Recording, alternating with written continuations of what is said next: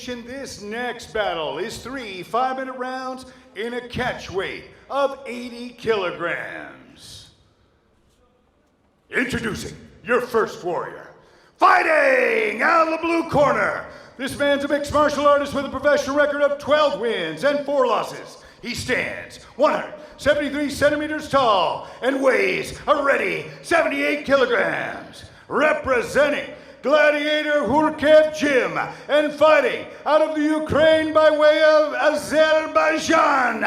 Please welcome Vagif Askarov.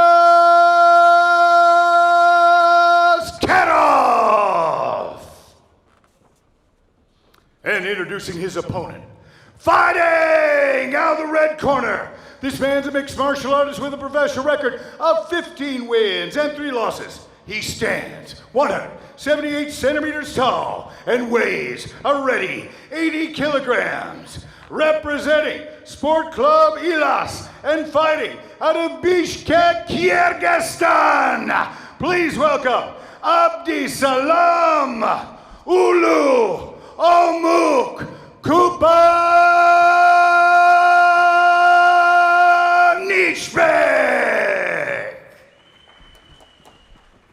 Big respect to this man, and it is on. Abdisalam pointed to the middle of the cage during the introduction from the Roaring Lion as if to say, this is where we will meet, this is where I want you, and here he goes.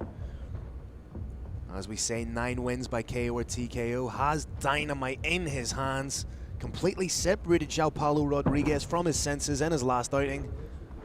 Aesthetically looks to be the much bigger man. Vagif Phil is a very fast fighter. He cannot match power for power with Omak, however. Vagif needs a little bit more space behind him. He needs a little space to back up if necessary, or that's what happens. Spinning back fist attempt. Abdisalam began his career with 3 straight submission wins, and that was in January of 2016, but since then has fallen in love with the striking. As we say, accrued 9 wins via KO or TKO. Incredible single attempt by Vagif. Ho! Superman attempt off the cage into a low double. And now Abdisalam trying to get the hooks in, has one hook in. Into the side control position, and he seems to be happy here just to push down on the knee of Vagif and perhaps transition, but good work from Askarov to try and get that guard back. Vagif has now closed that guard. He's got an overhook in the arm. He probably is going to try and control his opponent's head now. At that point, he can start to work to take the back, to sweep, to wait for a stand-up, to throw some strikes. But the first order of business is keeping himself safe. Thus far, he has accomplished exactly that. Just trying to roll that wrist out, trying to get away from that grip. It needs to be wary of the elevation of the hips. Askarov looked as if he was going for an armbar on the wrong side there. And right now you may just see Abdisalam posture up and try and get off some strikes. Phil, we've seen Omak in positions before where it appeared that he might be getting submitted, but he's got a brilliant sense of the centimeters that leave him at a point of safety or a point of danger. He really always keeps himself safe. Askarov has that knee shield. He's trying to get onto a hip. He's trying to shrimp out, but as a result, he had some nasty elbows there. Again, Abdisalam just trying to free his wrists and then land some ground and pound. Omak may be looking to attack the ribs for a while now. Head's well covered. Vagif doing an excellent job of covering that head. May try and switch for choke coming. May try and switch for the darts. Has the bicep grip. May roll onto his shoulder and try and hook a leg. Abandons it. Didn't quite feel comfortable with it. May see Askarov try and roll out of this position. Phil, I've seen Vagif move very explosively. Maybe setting up a victory roll at this point, maybe trying to explode to standing. Hook in by Abdisalam. Second hook in, may flatten out his guy, and from here it could be the rear naked choke, but transitions into the mount. Some well-placed strikes. That's a huge elbow. Just cutting through the guard right now. Larkin is watching carefully. That's huge ground and pound. Gives up the back again. Huge Decky's strikes. Talking to the fighter. Decky needs to see intelligent defense from Vagif Askarov. And the mouthpiece is out. Big That's shots the landing. end of it. No Decky need. stops it. No need for Askarov to take any unnecessary punishment. He earns our respect by virtue of the fact he took the fight.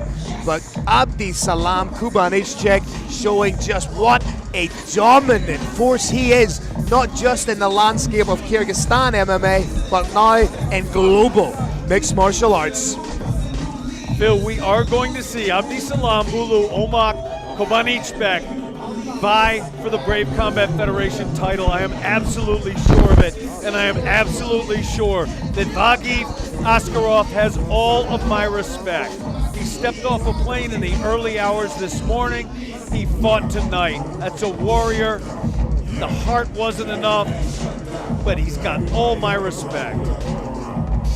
He's being attended to by a world-class cadre, an MD, one of the best boxing coaches in the world. We've got Jess the Cup Man there. There you see great hands. There you see the beginning of the end. The mouthpiece comes out, he gets flattened out, he eats huge shots. Referee Decky Larkin sees that there's no need for him to take any more unnecessary punishment, calls a halt to the action. Your winner by first round TKO, extending his winning streak to 8, is Abdisalam Uulu Kubanychbek.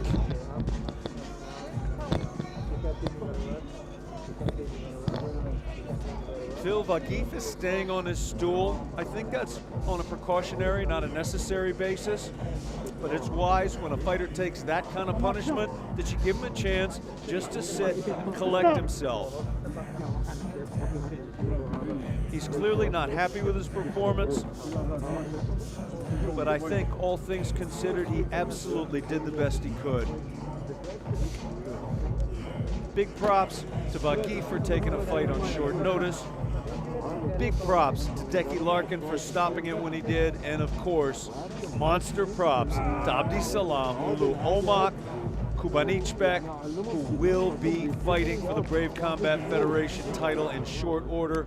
I am extremely confident.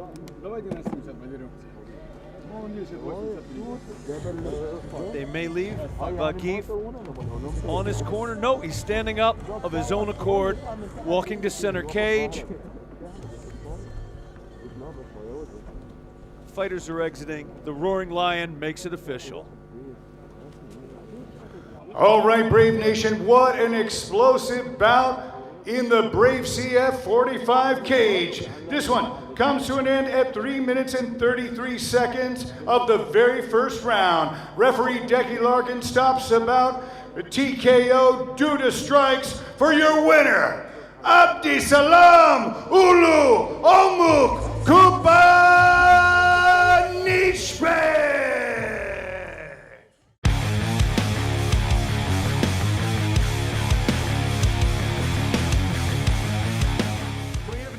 This next bout is 3 5-minute rounds and a catchweight bout of 71 kilograms. Introducing your first warrior, fighting out of the blue corner. This man is a mixed martial artist with a professional record of 14 wins and 14 losses. He stands 175 centimeters tall and weighs in at 70.8 kilos. Fighting out of Kyrgyzstan, presenting Yahongil Shahid Iramadov.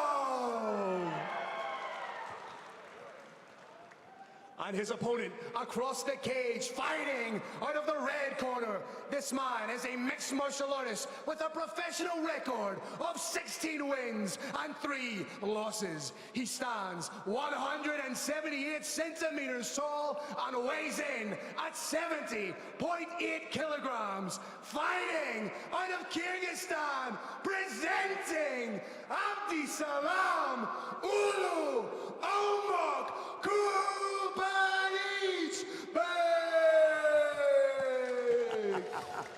Opponent took it as a personal offense, walked up, exchanged some glances, and now it's on. I was almost surprised to see him touch gloves, but here we are. And Said Jamalov draws first blood with a lead jab there.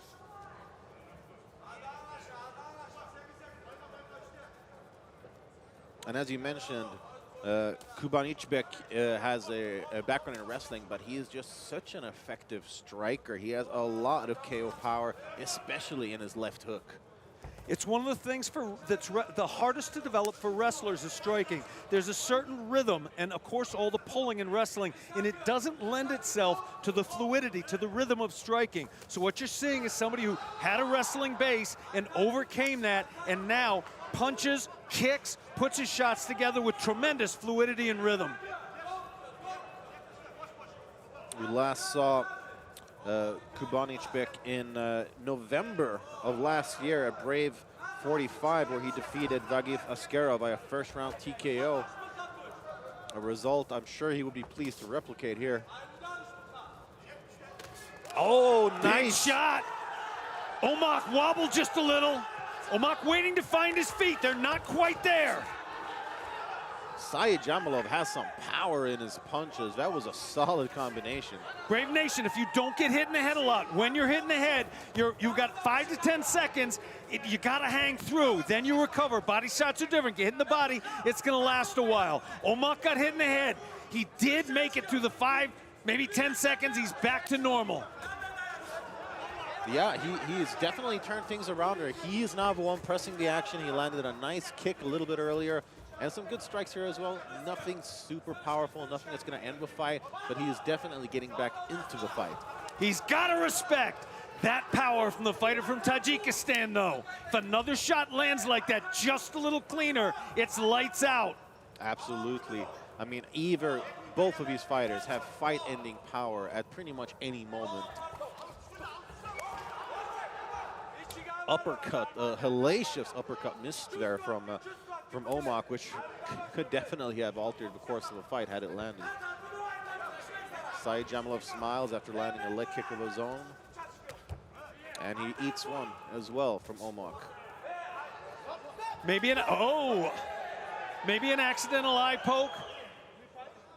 Omak's not sure what happened, did not realize that the fight was stopped. The referee may have been out of view when he stopped it.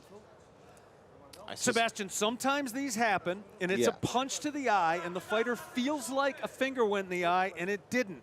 In the heat of the fight, you can't quite tell. Absolutely. Right now, referee is telling Omak, keep your fingers together, and the fight goes on. And I would not expect Kubanychbek to have done anything like that on purpose. I mean, sometimes in those exchanges, even if it were the finger that slips, you know, your hand just kind of opens up, you know, after you've landed a strike. Maybe it just, there could be several different things that prompted it. Either way, they are back in action now. Leg kick misses there from both fighters, actually.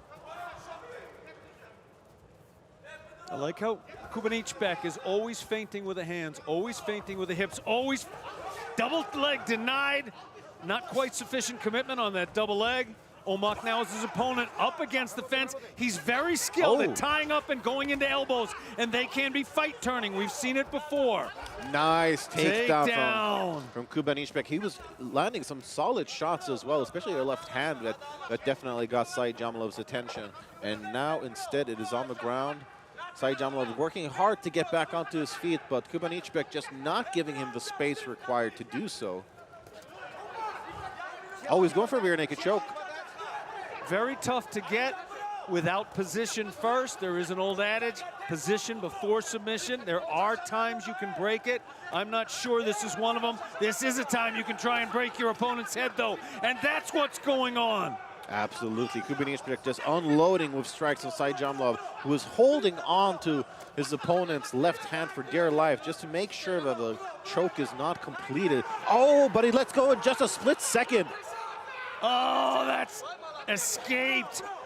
Ooh, but it's frying pan into the fire. You escape the choke, and there's shots raining down on you. Yeah, this is a terrible position for Said Jamalov.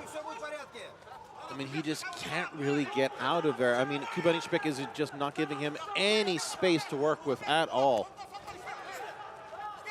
As I alluded to earlier, this fighter is absolutely relentless, and he will attack you with strikes, with submissions, and with his wrestling. There is no rest whatsoever against this man.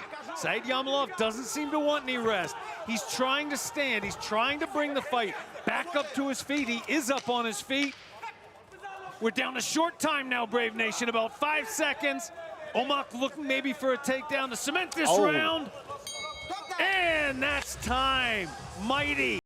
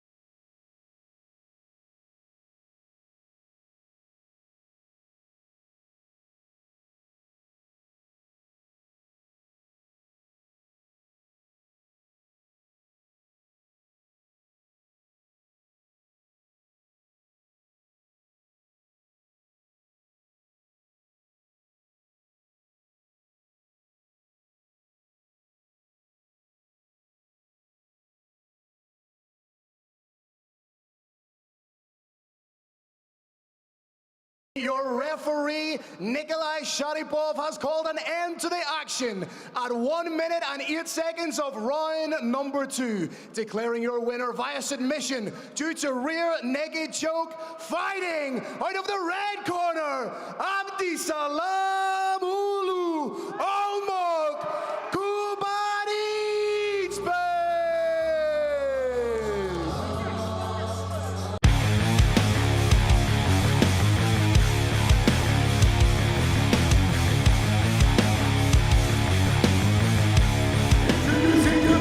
warrior. Fighting out of the blue corner, this man's a mixed martial artist with a professional record of 14 wins, 9 losses, and 1 no contest. He stands 173 centimeters tall and weighs a ready 70.7 kilograms. Representing the Incredible Fighting and Fitness Center and fighting out of the Philippines, please welcome the Brave CF 2020 Fighter of the Year, Rolando the Incredible D! And his opponent, fighting out the red corner, this man's a mixed martial artist with a professional record of 17 wins and 3 losses. He stands 178 centimeters tall and weighs a ready 71.7 kilograms. Representing Sport Club Ilas and fighting out of Kyrgyzstan, please welcome Abdisalam, Uulu, Kubanychbek.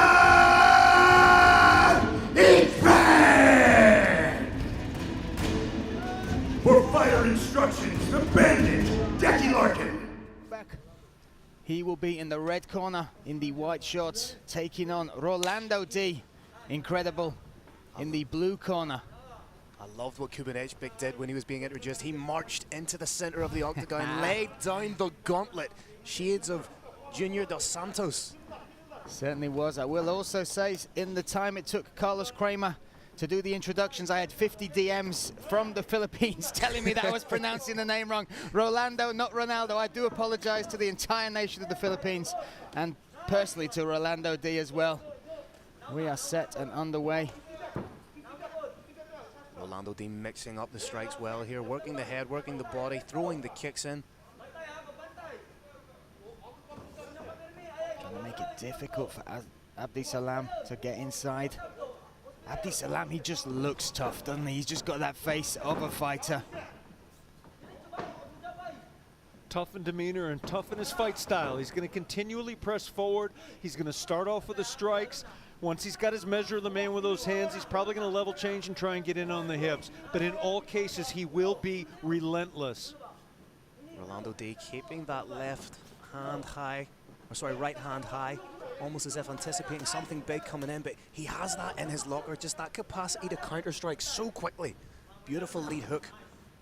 And we have talked a lot about Abdisalam and the run he's on, the 3 fights, the 3 victories, the 3 finishes. But in his last fight, Brave 46, where he took on Saeed Jamolov in the 2nd round, he won that by rear naked choke, but he faced adversity. He got wobbled in that 1st round. Nice little slip and rip there from Omok.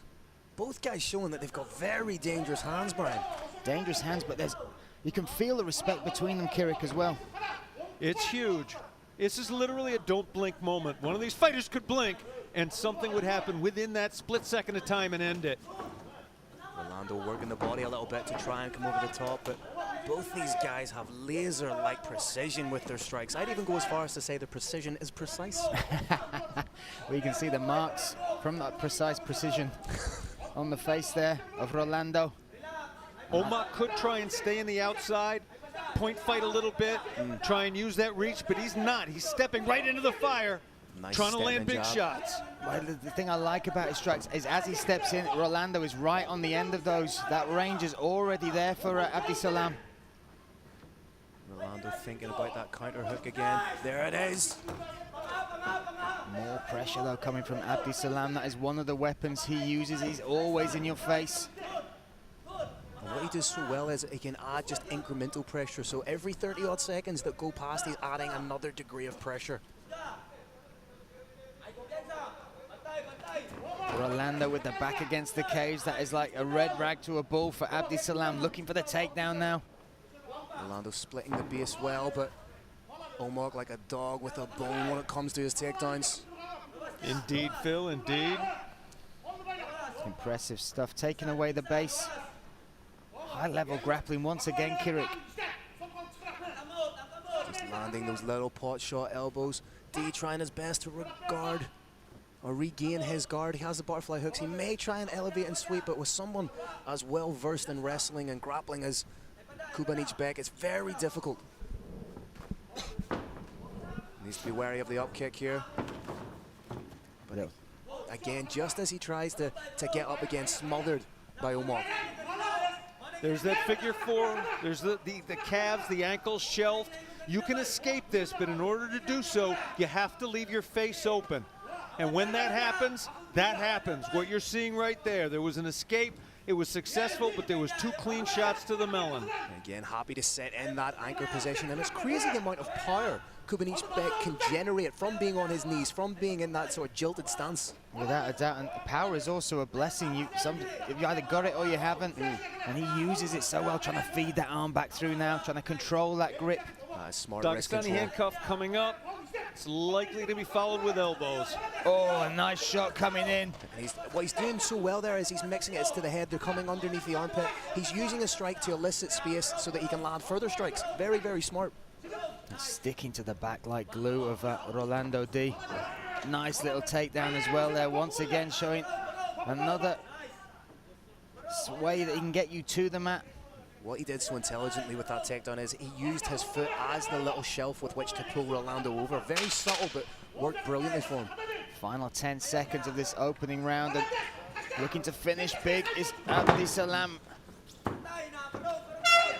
Absolutely fantastic, technical, exciting round. Lived up to all of our expectations. Yeah, the opening minute or so feeling each other out, a lot of respect, but once that distance was close, Phil, Abdisalam showed a lot of power, a lot of aggression in those wrestling exchanges. And you pointed out, it wasn't just the wrestling exchanges, it was also that little jab he was throwing, stepping into it. And just by taking away that maybe 6, 7, 8 inches, he was leaving Rolando right at the end of the power point of that jab. It was very smart, but yes, the wrestling was fantastic, and the wrist control, just so smart and so fluid with it.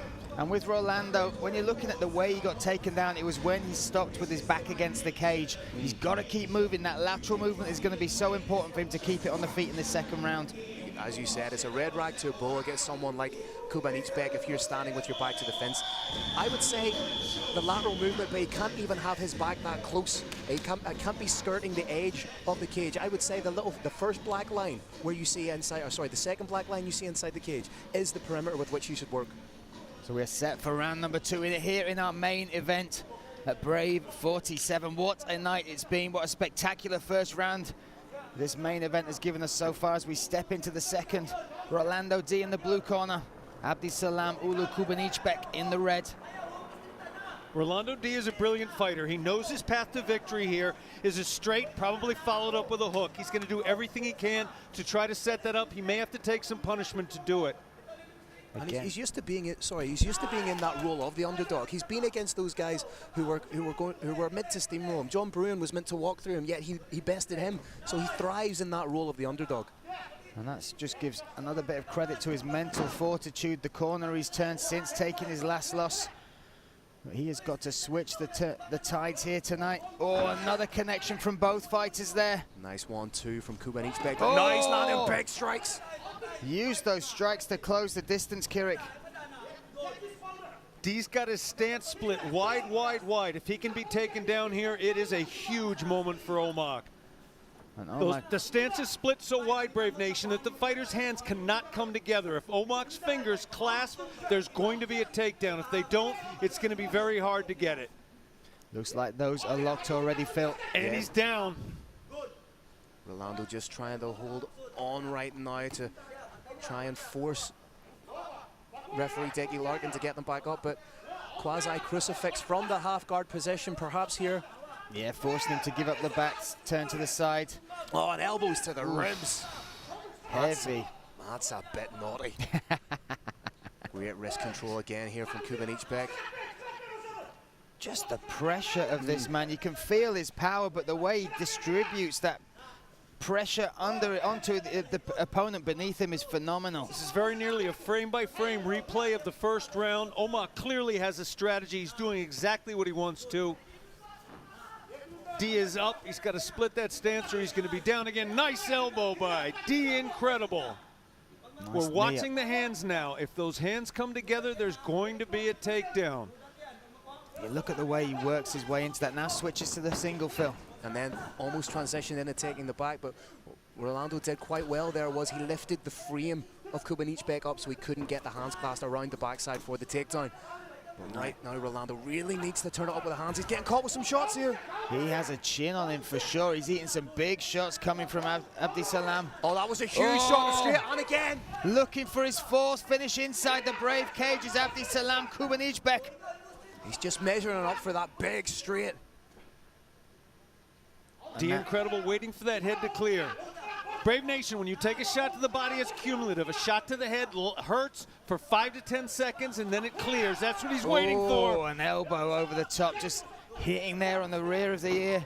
But then what he does so brilliantly is he lands the strikes and then straight away, boom, in for the takedown. Landed another big couple of elbows there. And he's still got a lot of time on which to work, just under 2 minutes here in the second round. Yeah, 1 minute 45 seconds in this second round of our main event here at Fort Arad. What a spectacular setting this has been. And the fights, the results, the spectacular KOs we've had have lived up to the billing so far tonight. And this main event has been all Abdisalam Kubanychbek so far. Doing a great job of just pushing down the leg of Rolando D. Could even skirt across. But he's more than happy to stay in this position and just land huge strikes, body to the head. And Rolando D must be thinking, what do I need to do to get this man off me? It's just the elements of control he has as well. You see how he controlled the wrist before that. Now that forward pressure again, those elbows grinding into the chin of Rolando D. And again, pins down the arm. Should Rolando D be looking to skirt back towards the fence, Kyrgyz? Is that his key to getting back to his feet? He should, but in order to do it, he's going to have to leave his face open a little bit. And at this point, his brain is not in a position to take 3 or 4 more clean shots. So he's hand fighting. He's staying in tight. He's got a knee shield to deny his opponent hip leverage in those strikes, and he's trying to pull the head down again to deny leverage, and he's hand fighting. He's holding on to those hands.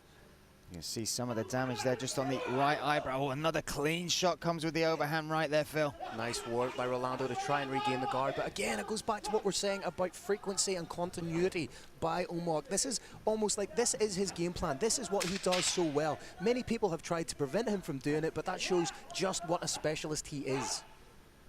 Final 10 seconds of this second round.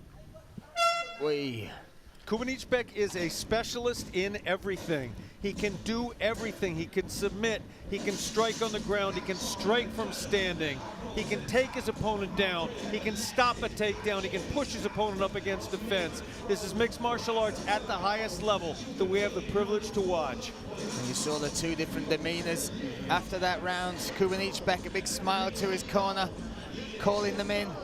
Whereas Rolando D stayed sat where he was. And what would you look for the corner to do now, Phil? They've really got to show him he's got to step out there and make something happen. Dig deep. Well, that's it exactly, Brian. They know that he has that capacity, but he needs to go out there and, again, it's not dissimilar to fights we've seen earlier. Conceivably, he's down 2 rounds. He needs to go in there and he needs to channel something from deep within him, and he needs to go out there and get the finish.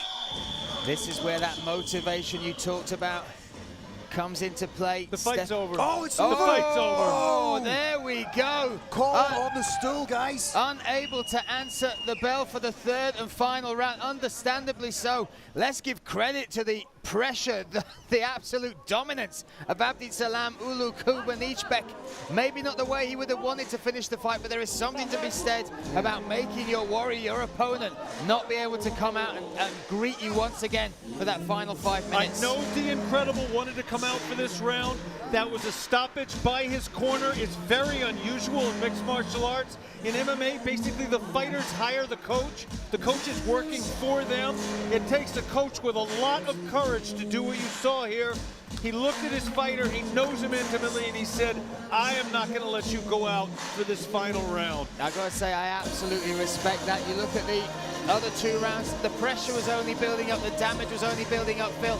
And now the hype is building up for that man, Abdisalam Uulu Kubanychbek, because he is on a 10-fight win streak, 4 fights in Brave, 4 finishes. Hey, like I said at the start of the fight, he has now made himself undeniable as the #1 contender. He's got another round left in him, no problem. He's another couple of rounds. He's charging back and forth right now.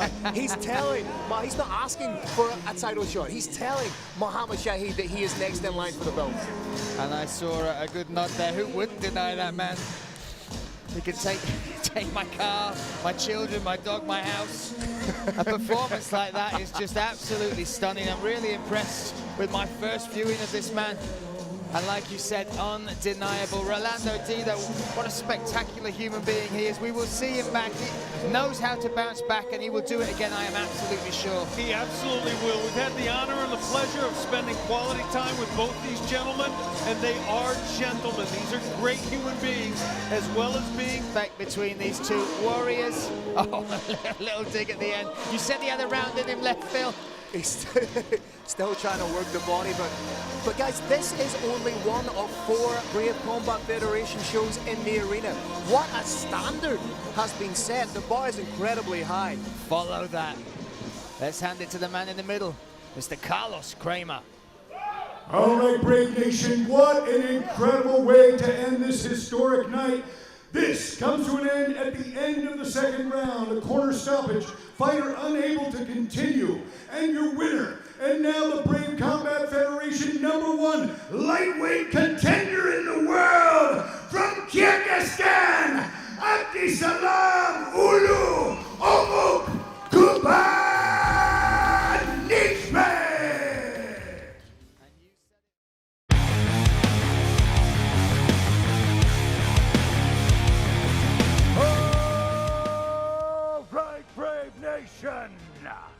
This next battle is 5 5-minute rounds for the interim lightweight championship of the world.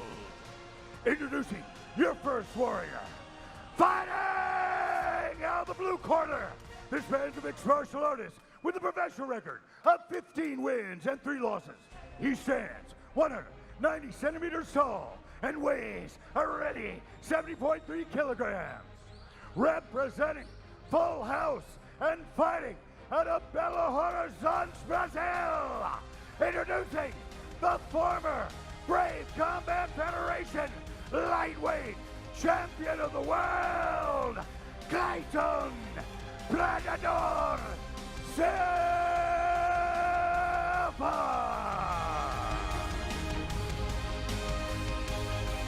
And introducing his opponent, fighting out of the red corner. This man's a mixed martial artist with a professional record of 18 wins and 3 losses.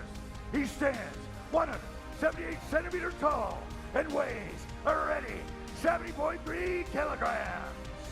Representing Sport Club Ilas and fighting out of Bishkek, Kyrgyzstan. Give it up for Abdisalam Uulu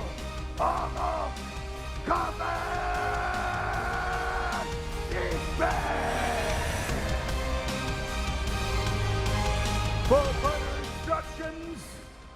Big thanks to Gulf Air, our aviation sponsor. I am a frequent flyer on Gulf Air, and I'm so delighted to say once again, Gulf Air, our aviation sponsor. Now, Phil, in mixed martial arts, you can break it down very, very simply into 2 parts. How much impact can you inflict and how much can you endure? As you get older, the power is the last thing to go. You can inflict a lot of damage, but can you take it as you get older? That is the question that Predador Silva faces right now. Predador Silva entering his 11th year as a professional mixed martial artist. He's a big shot over the top. He got wobbled. Kubanychbek doing a good job not to smother and crowd his work. It needs to get those hands a little bit higher. Predador is as dangerous on the attack as he has ever been. But time cannot be stopped. The ability to absorb punishment declines with time. Another big shot over the top from Uulu. He's landing that big right hand at nauseum. I'm extremely impressed, Phil, that the height difference between Omak and Predador which is pretty significant, is proving to be no problem for the fighter from Kyrgyzstan. Well, ironically, Kubanychbek just needs to look at the fight fought by Amin Ayub when he beat Clayton Silva for the belt for a little bit of a blueprint on how to get it done in there. Phil, there was a couple seconds ago, there was a very nasty check by Omak of a right low kick. I believe it banged up Predator's foot just a little bit. May have compromised his ability to move. You may not see him throwing a lot more right low kicks. Oh, big shot behind the ear. Huge shot from Silva. Senses a little bit of an impediment or an impediment. I was talking about the ability to absorb punishment. You're seeing it on view here. Omak can take a shot.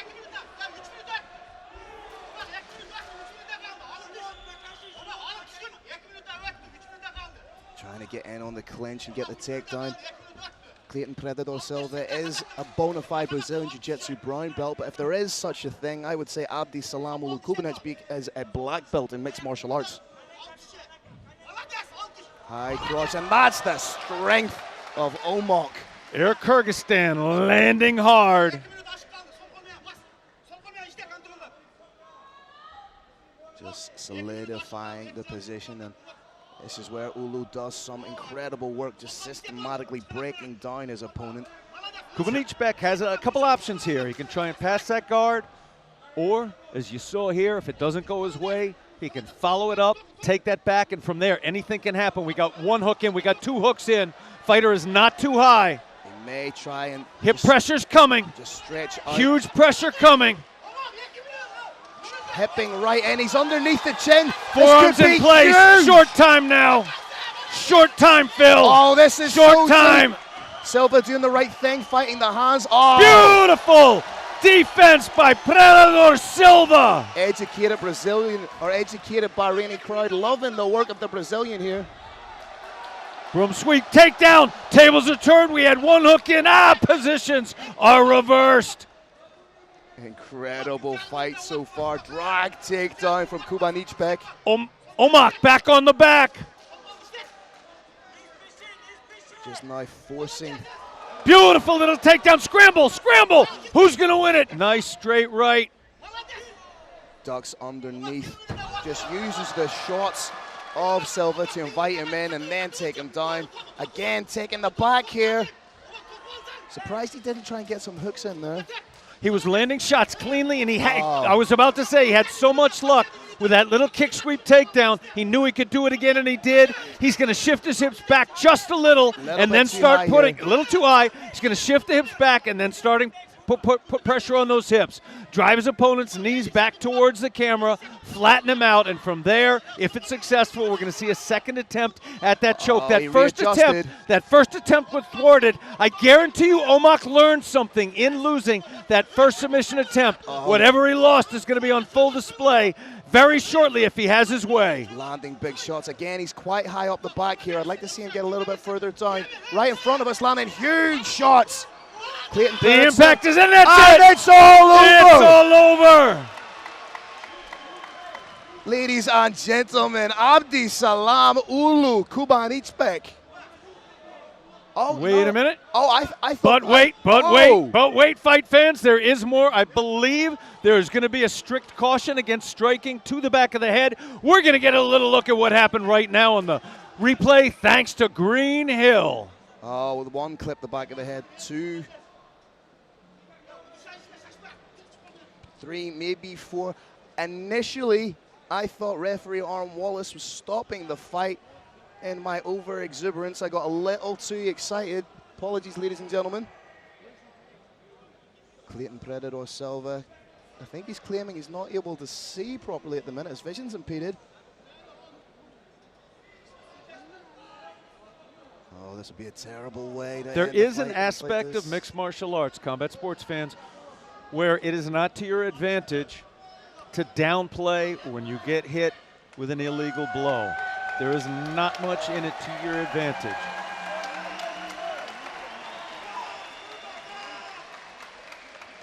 Omak gesturing to the crowd, saying he does not believe that he hit the back of the head.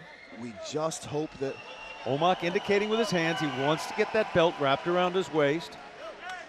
We just hope that Clayton Predator Silva is able to continue, because this was transpiring to be an incredible fight. Predator Silva has up to 5 minutes. During that 5-minute span, he's going to be. That was clean. That one clipped the back of the head. Potentially clipped. There's a degree of ambiguity here. I will say this without exception, there was no intent to hit the back of the head there.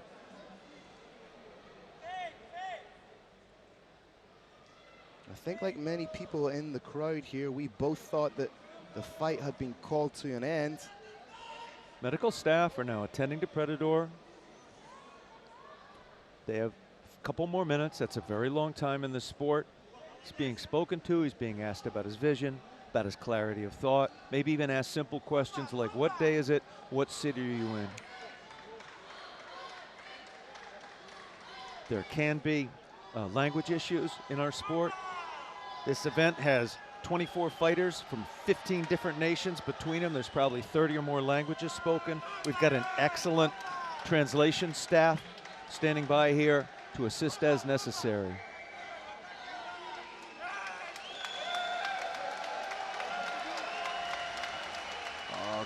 Predator Clayton Silva shaking his head. That's not a good sign at all, Carrick.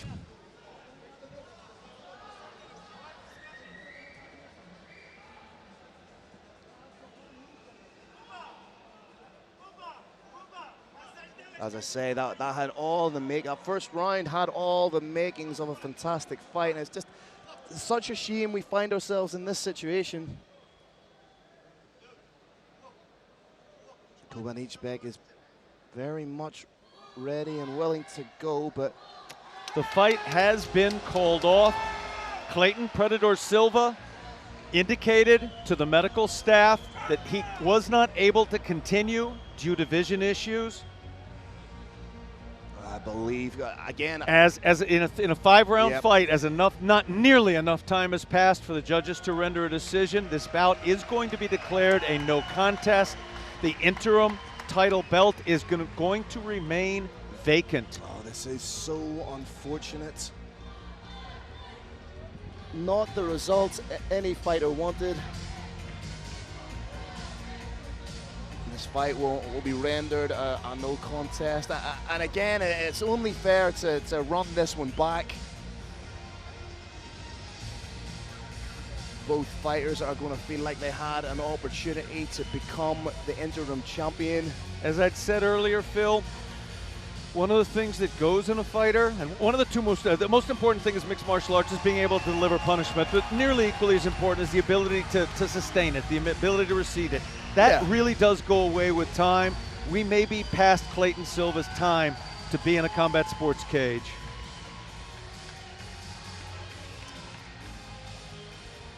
No fairy tale ending for Clayton Predator Silva. No championship reign genesis for Abdisalam Uulu Kubanychbek.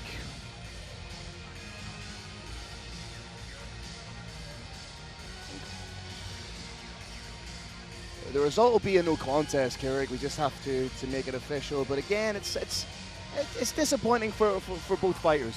It's disappointing for the fighters. It's as disappointing as hell for Abdisalam Uulu Kubanychbek, for Omak, for his country, for his corner, for his teammates, for his friends, for all of his fans all across the world. This is not the ending that anyone wants to see in a fight. But you have to think at only 27 years old, there's still a lot of time for Omog. He's only really now starting to approach those prime years, especially in the lightweight division. As I said, Phil, I thought this was going to be a test of Clayton Silva's ability to withstand impact. In the end, after some blows that got at least dangerously close to the back of the head area, he indicated after 5 minutes he did not want to continue. Yeah. That may indicate that his time in the cage has elapsed. And another factor that comes into play here. Kubanychbek hits like an absolute Mack truck. So if he's in that position and he's landing strikes and they're unintentionally going errant, he hits with a lot of power. They're going to have that effect on his opponent. And of course, when you have back mount, opponents facing down, not only do you not see the punches coming, and the worst punches in all striking-oriented combat sports are the ones you don't see, but your head is up against the floor. You've got you gravity can't on your move side with it. too, You can't roll with the punches. And gravity, bad word. You got gravity on your side too when you're on top.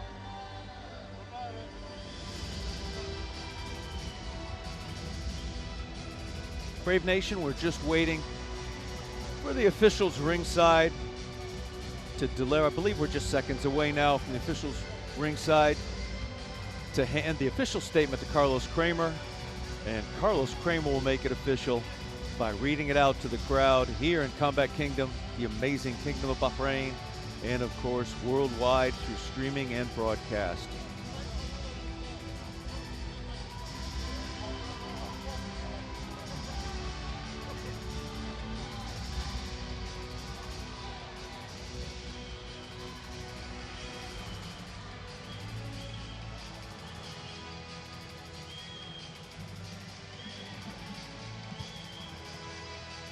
All right, Brave Nation, at 4 minutes and 41 seconds of the first round, referee Aaron Wallace stops the bout due to an unintentional blow to back of the head. The fighter unable to continue.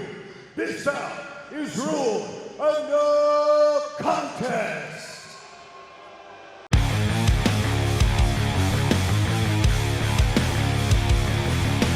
Introducing your first challenger. Fighting out of the blue corner, this man is a mixed martial artist with a professional record of 10 wins and 5 losses. He stands 180 centimeters tall and weighs a ready 69.96 kilograms. Representing Ireland MMA Pro Team and fighting out of Kyrgyzstan, please welcome challenger number 1, Uulu.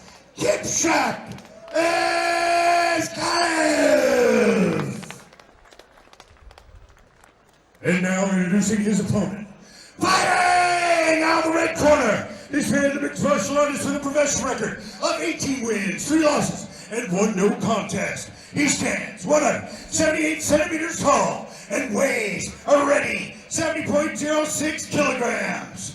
Representing Sport Club Uulu and fighting out of Bishkek, Kyrgyzstan, please welcome challenger number 2, Abdisalam, Uulu, Kubanychbek. Brave Combat Federation has lit a roaring fire, fanned the flames, threw some gasoline on it, and they just put 2 sticks of dynamite into it. Brave Nation, it's about to blow up! Let's make some noise! Fighter instructions were bound to be interesting there. 2 lads from Kyrgyzstan listening to a lad from Balaki give instructions. I'm sure that made a lot of sense to them.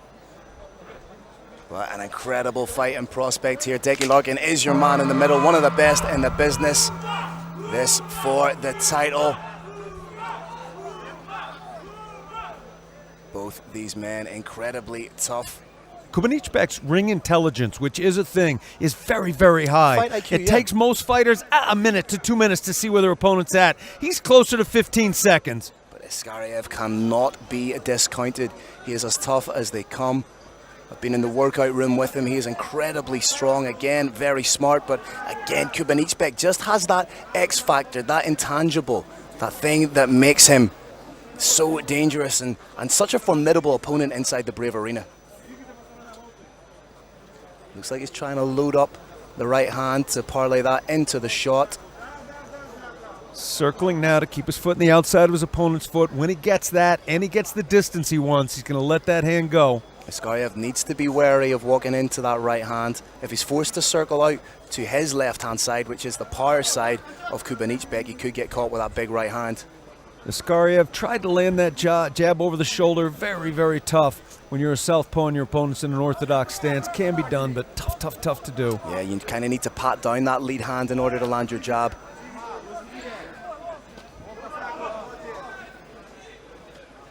Very smart to go to the body. Get your opponent's attention down a little bit. It's that much easier to land that shot to the head. And at fighters at this level, that shot to the head can end it on the spot. Especially with these little 4-ounce gloves. You know, the guard that you would have in the likes of boxing or in the likes of Muay Thai is different because the glove will absorb a lot of the punishment. It's just not the case. We've seen it with kickboxers who try and transition to MMA. They leave these little pockets, these little gaps. Beautiful shot to the body there from Kubanychbek. What you saw right there, Phil, that's a champion's mark. When somebody does something to you, you do it back to them better. He's now getting Askariev to bite on his feints a little bit. Didn't land flush, but that right hand is dangerous. Both these men trying to soften up the body. Lead uppercut to straight combination from Kubanychbek. Seems the game plan is to soften up the body here for both men. Both men are they're mirroring taking one another. They're taking the full measure of each other. They're You mirroring. do it to me, yeah. I'm going to do it to you. Nice lead, looping hook. Each of these fighters has supreme confidence in their skill. Oh, huge shot over the top into the takedown from Kubanychbek, and this is where he really flourishes. This is where he does his best work. This is where he is at his most formidable and dangerous. Was in a high crotch. It was denied the first time. It looks like it was the second time as well. Nice work from Askariev to defend the takedown. I did see him in the workout room working a lot of get-ups and working a lot of takedown defense with his training partners. Very wise man, and that was a very wise elbow to the forehead from Omak. Great head positioning now. It's these subtle little things that Kubanychbek does that belay that he is such a good fighter. There it is. But Askariev again getting right back up to his feet, or at least attempting to do so. Doing the right things. Pressuring the head. Hoping where the head goes, the body follows. And Kubanychbek may be cut over the eye here. Kubanychbek is cut over the eye. I did not see an elbow land. It may have been one of those shots a little bit earlier Potential. in the fight. It's also possible there was a cut during training and it opened up. Another strong possibility is an accidental clash of heads. This is all conjecture, though. I didn't see it land. Doesn't seem to be a massive impediment over the eye right now. He seems to be more to the side. Excellent giraffe fighting from Omak. The use of that head is so important. The head becomes a third hand if it's used properly. Denies the opponent the full use of his core. Askariev, very wisely, I think, separates. Oh, that cut is just above the eye, actually. If Askariev can zero in on that, I'd love to see if we can possibly replay of where that cut happened, where it opened up. But the doctors will surely be in the in between rounds to get a look at that. Nice head kick coming from the southpaw. Oh, yes. Needs to be wary of leaning in when he throws that looping hook. Again, the takedown from Kubanychbek. Phil, Omak is fighting with a little bit more vigor. He may be worried about that cut. 10 seconds. One hook's in. Yeah. Closing stances of the round, but nice work by Askariev. Finishes the round on top in the eyes of the judges. All right, call it, Phil. Who'd you like in that round? It 10-9, 9-10. An incredibly close round, but if I had to split them by a hair, I would say just for the positional control, I would have to go Kubanychbek. Your thoughts, Kerry? I'm going to split it. I'm going to go the other way for the simplest interesting. thing in combat sports, and that's damage. Damage. If you're not sure who won, ask yourself a simple question. Who hurt who more? By that standard, I have Olyas Askariev up 10-9. Phil's got it 9-10 for Abdisalam Kubanychbek. Doesn't matter anyways because we're not official judges, just having a little bit of fun trying to get you, Brave Nation, to think about who won this round. As you can see by our opponents, could have gone either way. But all in all, very good showing by both fighters. The big worry, of course, is that cut. Oh, there it was, Carrick. There was accidental clash of the accidental heads. clash of heads, just skimmed one another as Kubanychbek was the one who was initiating the takedown. Thanks to our great production team here for finding that, putting that in front of us. Brave Nation, cuts can cause a lot of blood and not be dangerous. They can cause a little bit, but being a spot right above a nerve, and the doctors have to stop it. We don't have the expertise at this point to know one way or the other, whether that cut is very dangerous or whether it's, relatively speaking, a triviality. Decky Larkin runs a tight ship. Round 2 just about to start. Little glove touch, sign of mutual respect. If you're Askariev, do you try and zero in on that eye, try and open that up a little bit more, make it bleed into You sure the eye? do, and before you do that, you try and get him to think about something else. Get him to think you're trying to kick him in the legs, level change, make him think you want to get in his hips, and then bang him right in that cut. Nice movement from Askariev. Oh, huge uppercut. Dazzling shot! Oh, he's hurt. Dazzling shot, Phil! Kubanychbek trying to get it done early in the second round here. Landed 2 big shots. Kubanychbek trying to take the back. He's very high up right now. He's well out of position to throw big shots. He does have a figure 4 now. Askariev doing everything he can to try and turn in, but then, again, that illustrates just how dangerous Kubanychbek. Something out of nothing. Brave Nation, this figure 4 position, those locked legs around the torso is the most miserable form of control there is. The ribs can hurt. It's very difficult to inhale. And of course, the opponent can threaten you with a submission or further strikes. But Askariev doing a great job of turning those hips in towards Kubanychbek. Oh yes, Askariev is a beast. Triangle attempt. Askariev really is something different, isn't he? Got rocked, got put on his backside, now finds himself. Triangle's getting close. Got to get that foot underneath the knee and then twist the body a little bit so the two bodies are not lined up. But it's getting close. That foot is now getting. Now you got to get the knee to the ankle rather than towards the toes. He's in. We've now got the angle between the bodies is formed. It's pressure on his foot as opposed to the shin being locked.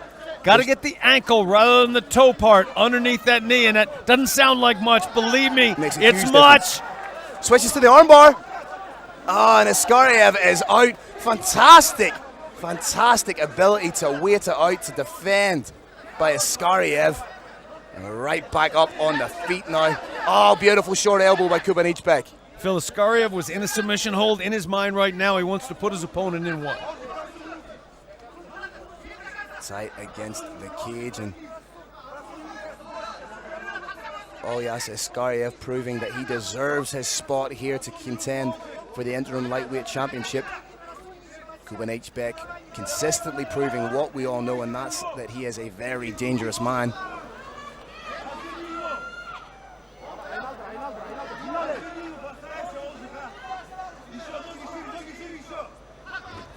Takedown from Kubanychbek. Excellent top game, making every inch his opponent moves, sap a little bit more energy, throwing some shots to the head, threatening a hook.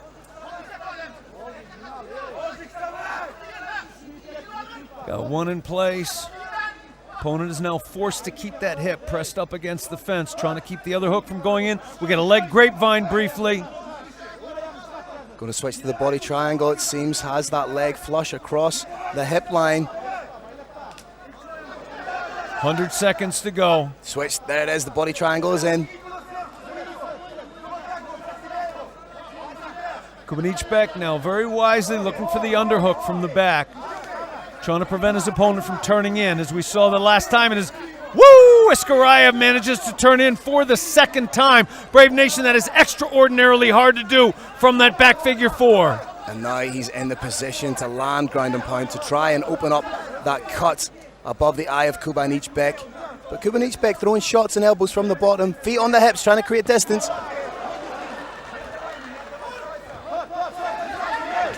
Oh, Askariev, in his haste to try and get in on Kubanychbek, has left a little pocket of space here.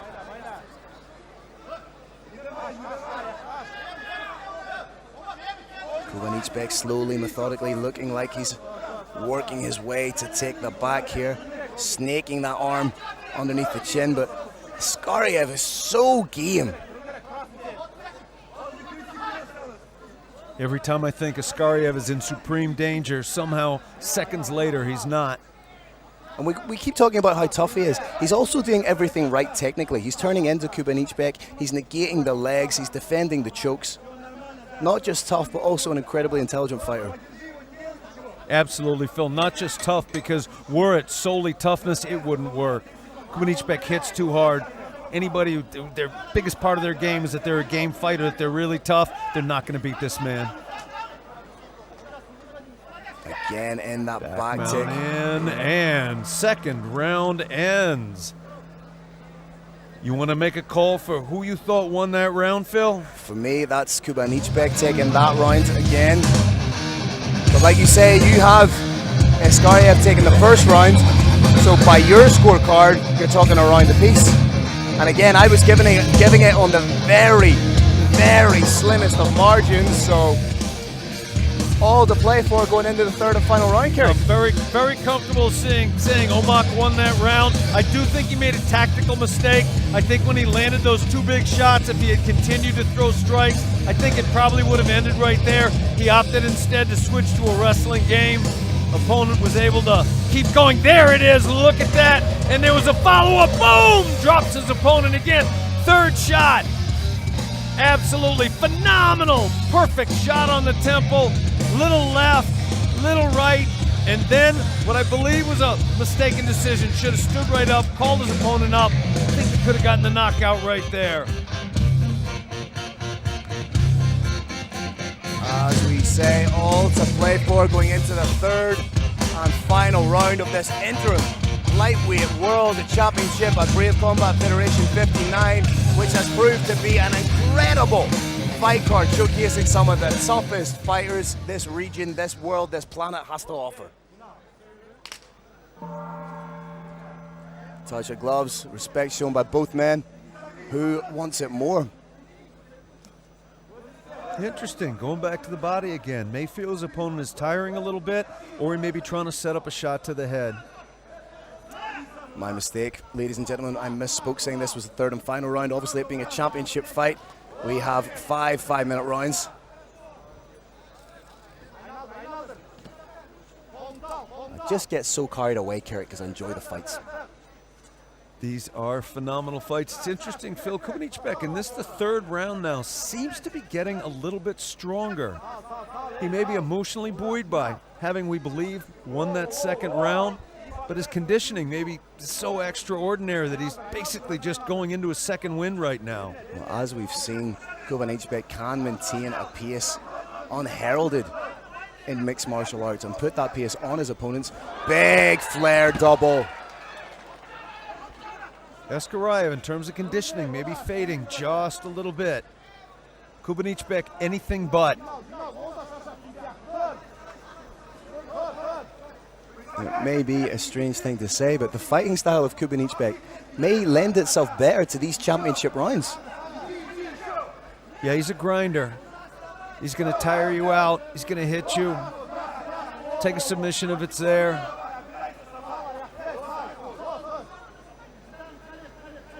Standing up with Kubanychbek on your back is a very, very tough prospect. He's probably going to take your back, probably going to slam you down again. Askaryev very wisely has his back up against that fence, wants to keep it. Going for a key lock, probably not what he wants to do right here.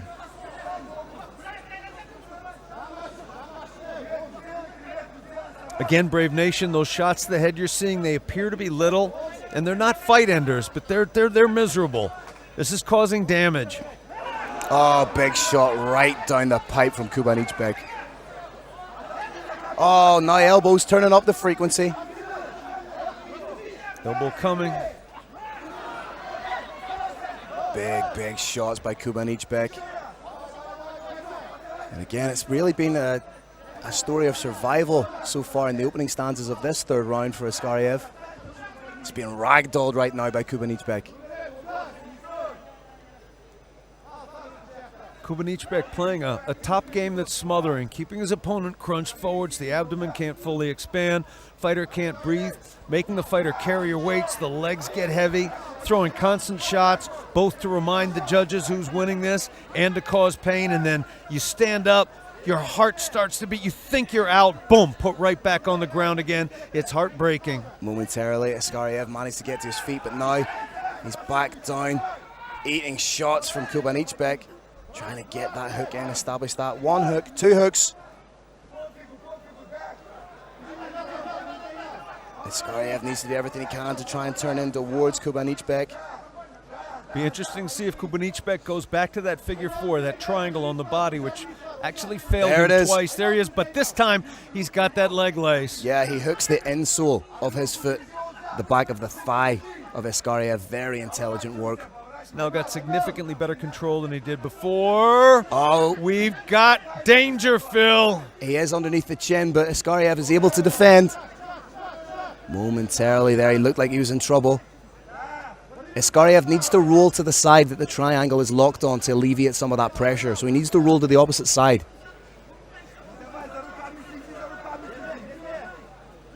But again, still throwing punches from that position is Askariev. A minute left with which to work for Kubanychbek.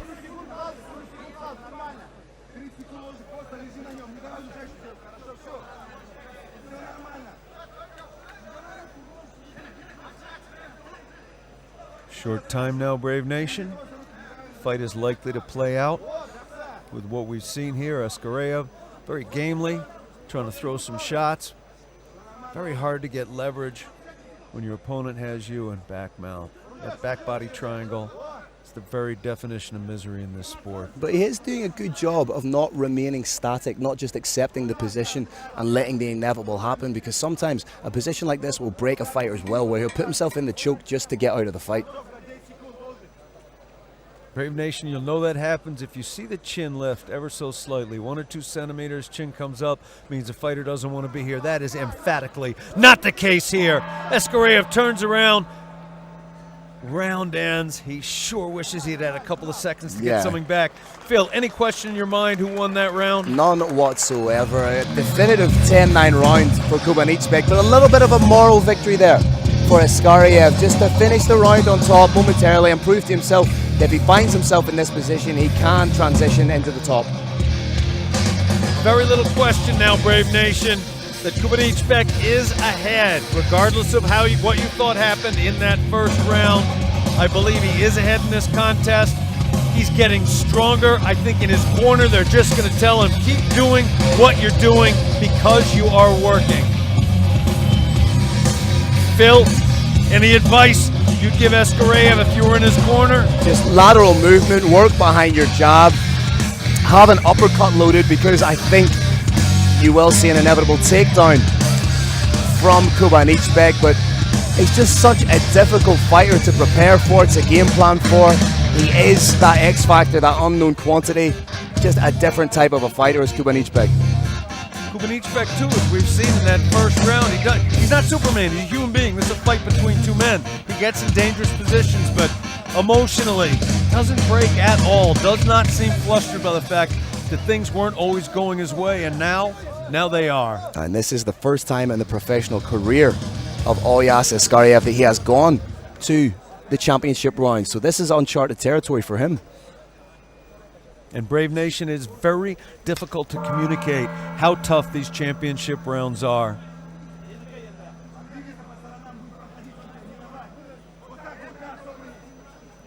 But both men look pretty fresh. Both men still look in shape and ready to go. Neither wilting, neither relenting, neither giving space. You always just feel that Kubanychbek is waiting for something. Olyas is slowed just slightly. Understandably so.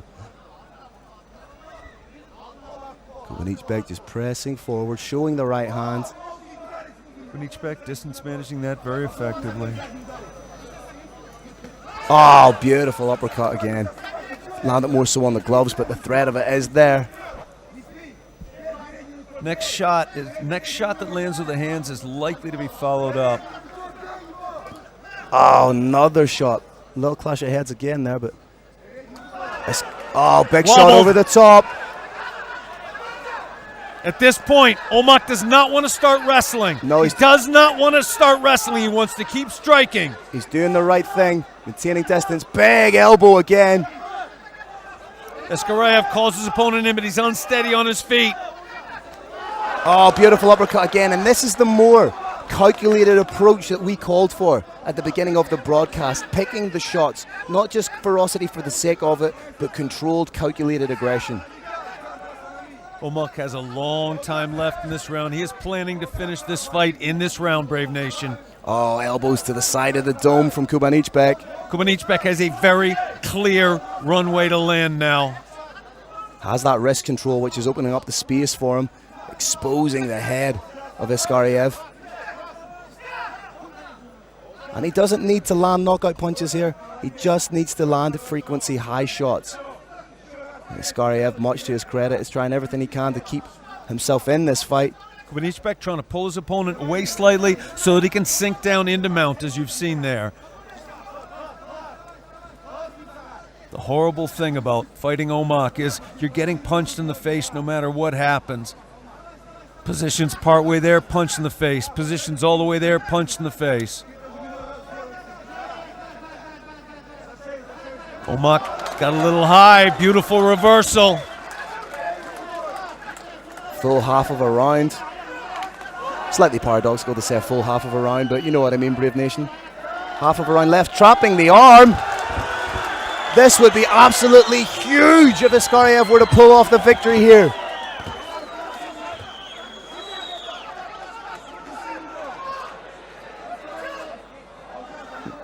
Thinking about switching to that stretch.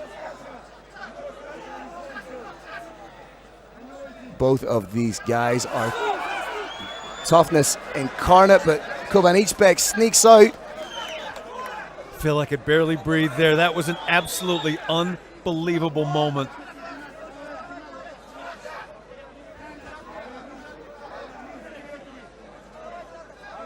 Again, the tension is absolutely palpable here. The Uzbek fans are on the edge of their seat.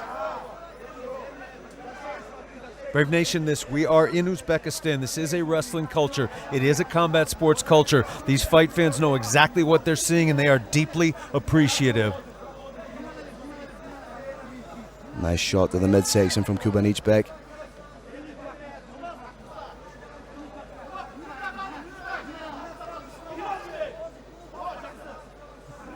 Just sidestep his way to back.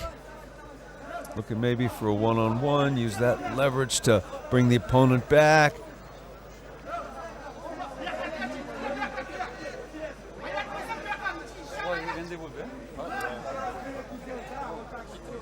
May lace up the legs here. May even just try and run it out to get into the fifth round. I think he may be feeling Askaraev start to tire ever so slightly, which... Legs are shelved now. Askaraev trying to work that leg out without sacrificing the arms he's using to protect his head.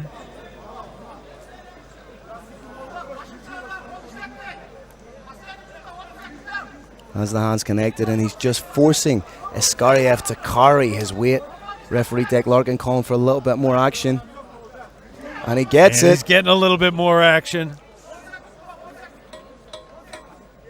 Short time now, Brave Nation. Down to the last few seconds.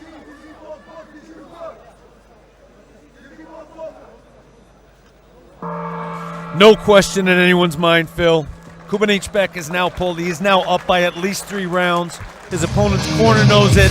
Askaraev's corner has got to fire their man up. He did have a moment in the 4th round where he could have won it. They've got to remind their fighter to dig down all the way, try and find that moment again and then go crazy.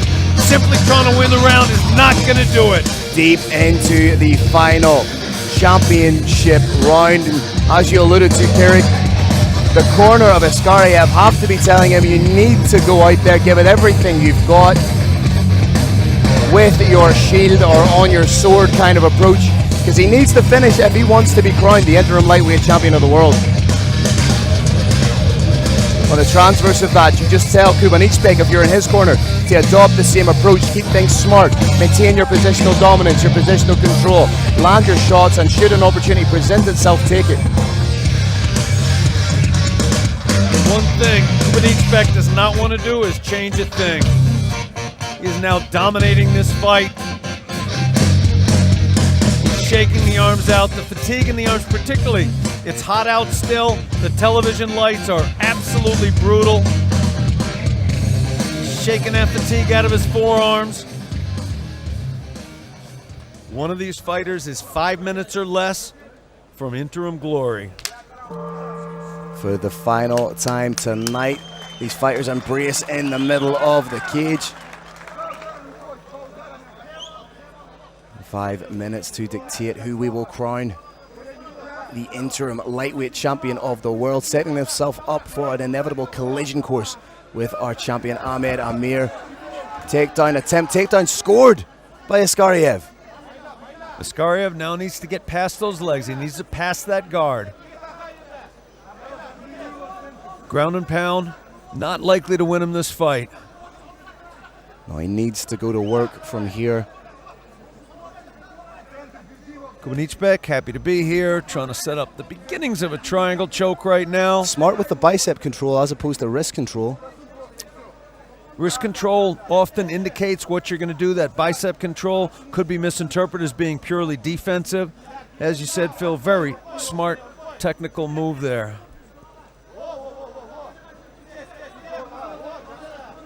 Askariev really needs to square off the hips, needs to be wary of getting his back taken again here. There it is, the back take.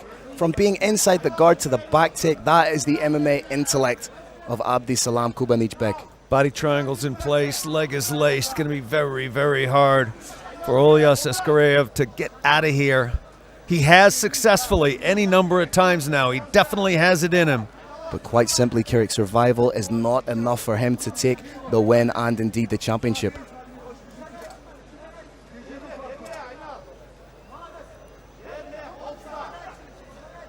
Kubanychbek now appears intent on securing a submission. He's throwing some little shots to the face, not to win favor with the judges, but to try and get his opponent to make a little mistake. Right now, Askariev is not. He's driving back. Brave Nation, if there's a little bit of space between your hips and your opponent's back, it's fairly easy, relatively easy to get that choke in. When the opponent is right tight up against you, head almost even with yours, it's very, you lack the leverage to get your full strength behind that choke, behind that squeeze. He's doing everything he can to sneak it in. But Askariev, it's incredible that Askariev, potentially, if it continues this way and he loses the fight, he has enhanced his reputation on the international stage. Undoubtedly so. Absolutely no question in my mind. Win, lose, or draw, I want to see Uulu Askariev again and soon.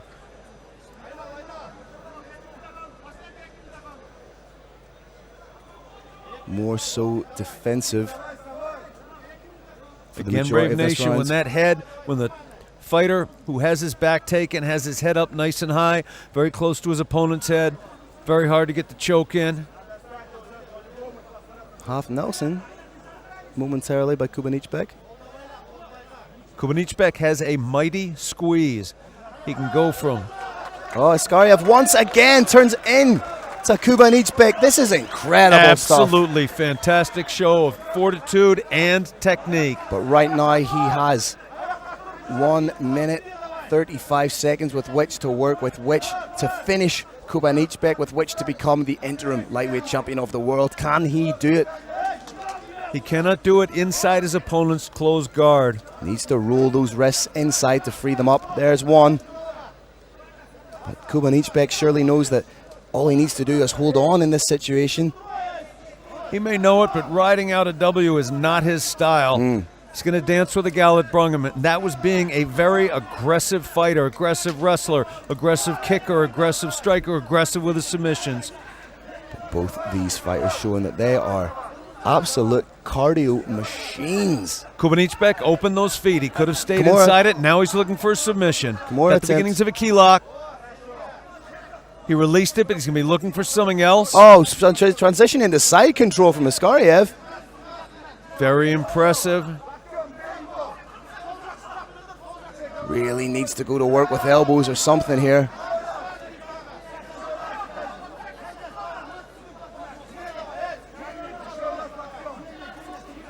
Again, Kubanychbek is just so smart, knowing exactly what he needs to do to shut down the offense of Askariyev to prevent him from landing those big strikes.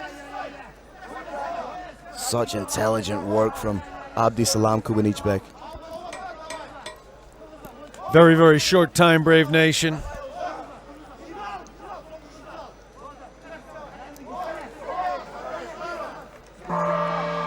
There we There have was it. that final beautiful gong. Fantastic fight. Both men showed incredible heart, incredible desire, incredible technical ability as well.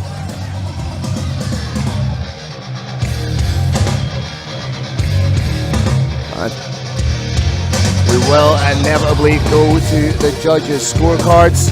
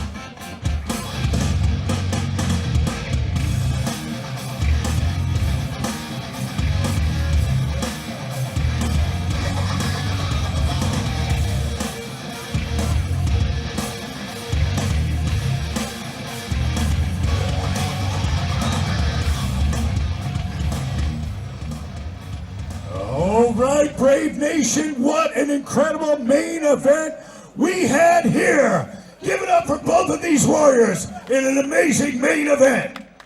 After 5 rounds, we go to the judges' scorecards. All 3 judges scored about a unanimous decision victory. And new Brave Combat Federation interim lightweight champion, Abdisalam Kubanychbek.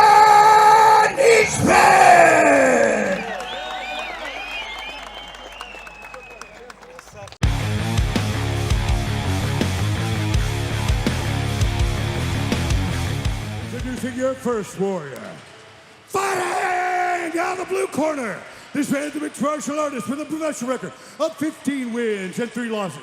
He stands 176 centimeters tall and weighs a ready 70.1 kilograms. Representing KHK, Team Bahrain, and fighting out of Dagestan, Russia, please welcome Kamil Magomedov. And now, introducing his opponent, fighting out of the red corner. This man's a mixed martial artist with a professional record of 19 wins, 3 losses, and 1 no contest. He stands 178 centimeters tall and weighs a ready 70 kilograms. Representing Sport Club Ilas and fighting out of Bishkek, Kyrgyzstan. Put your hands together for the Brave Combat Federation interim lightweight champion of the world, Abdisalam, Uulu, Kubanychbek. For referee instructions, it's the Bandit, Decky Larkin.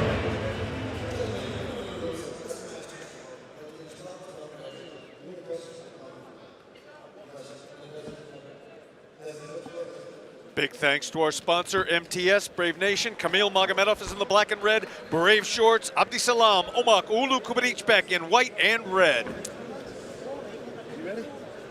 2 top-tier talents in global mixed martial arts. This is a proper treat for the fans.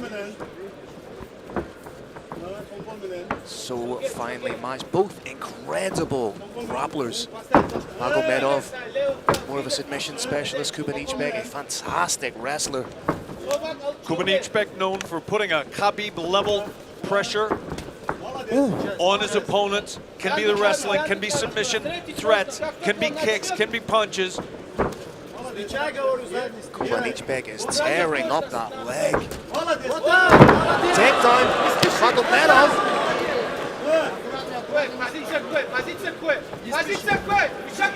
Good work to close the distance, but Kubanychbek doing a great job. Oh, beautiful work from Kamil Magomedov, triangling the legs. Those legs are shelved tight right now.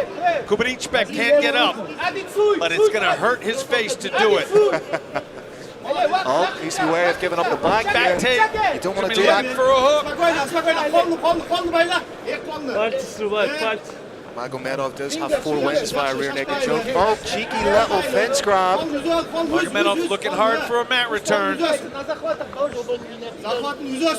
Larkin keeping a very close eye on proceedings. Kubanychbek has his hips tight up against that fence, so the second hook cannot get in there. He's now trying to roll the hand over. He's got the bony part of his hip underneath those 2 hands. There's a solid, and he was able to do it. He's able to break those hands. Once he's successful in that, he'll look for an underhook. Magomedov lets go of the leg lace. Oh, a little fence grab from Kubanychbek. Eats a big knee for his trouble. 3 times. Cage grab from Kubanychbek. I think if he does it again, Decky Larkin could take a point. A point in a 3-round fight, Brave Nation, is a massive, massive deal. In a 5-round fight, it's a little bit less. Fighters need to listen to the referee when they're told no longer grab, no longer grab. Again, to a certain extent, it is just instinct when you're in there, when you feel like you're falling to grab onto the closest structure to you, but you can't do it in MMA. Magomedov, heavy, heavy pressure. Almost scores a secondary takedown. And here comes that quick reversal. Nice work from Kubanychbek, now pressuring Magomedov up against the cage. Beautiful giraffe fight right here that Kubanychbek is coming out on top. He's using that head to push his opponent's head off the opponent's hips. Slowly trying to change levels, but nice work from Magomedov, raising that level of Kubanychbek, making the takedown harder. Looking for the back now. Fully traded positions now. Kubanychbek on the back of Kamil Magomedov. Tables are turned. Oh, nice back elbow from Magomedov. Did not land clean, and unfortunately for him, it allowed his opponent to secure an even better grip from back. Kubanychbek now dragging his opponent down. Looks like it's sheer force, but it's a lot of leverage here. Kicking that base out, driving towards the hand, which is the weak link here.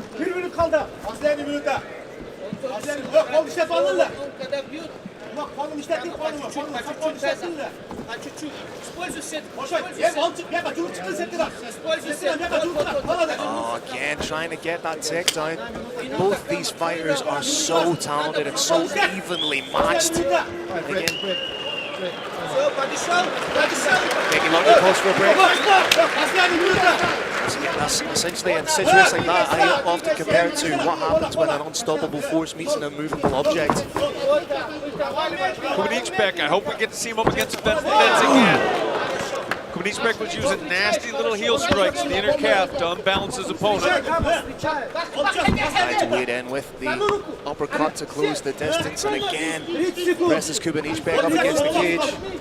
Final 30 seconds of the first round. I'd say both fighters perhaps a little bit tentative in the first round, but it must be said this is the first of 5 rounds. Both fighters getting a little bit of a feel of each other, downloading data, so to speak. Magomedov trying to clamp down on that wizard, doing a good job not to be taken down. Big shots to finish from Kubanychbek. Hugely smart for Abdisalam.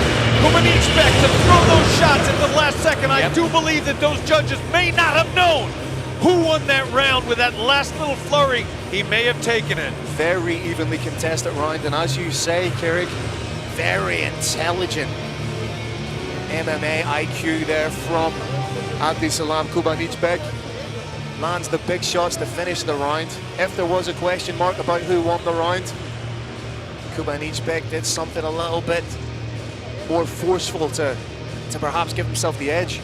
I think by the tiniest fraction of a hair, Kubanychbek did win that one 10-9. Are we in agreement? I would say so, Kyrgyz. Again, I expect almost like a Muay Thai fight. I expect to see the tempo gradually rise in this fight. Brave Nation, is very hard to communicate what a 5x5 fight is like. Hold your hands up in front of your face. Try it for 3 minutes, it's exhausting. Try it for 5 minutes, it's worse. Have somebody punching you and kicking you as hard as they can while you're doing the same. That's 1 5-minute round. These warriors are doing 5x5. Abdisalam Kubanychbek takes the center of the Brave arena. Again, trying to punch his way into the pocket, secure the body lock, and so far Kamil Magomedov has been showing great takedown defense. Excellent defense from Magomedov. Put that hip, chin into the hip, keep his opponent not upright. Nice work to get the separation there from Magomedov. As sometimes happens when both fighters change levels at the same time.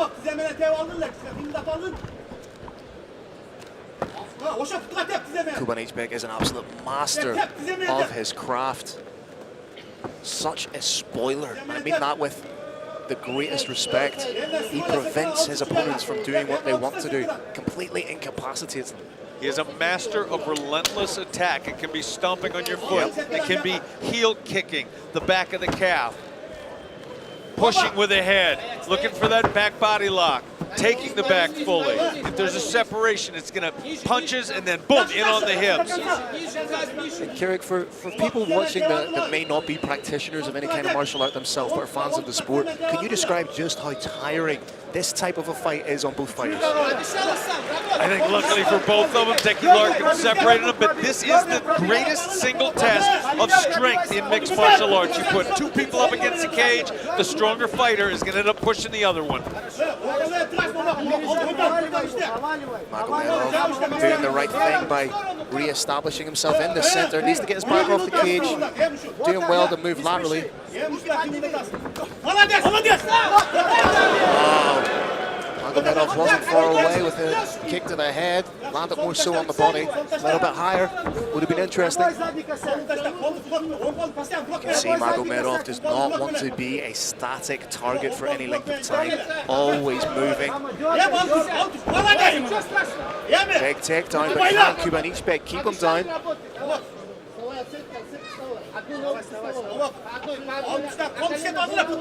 Kubanychbek foregoing that shelving of the legs that Dagestani fighters essentially invented in mixed martial arts, trying instead to drag his opponent down, right from the side, land some punches to the head.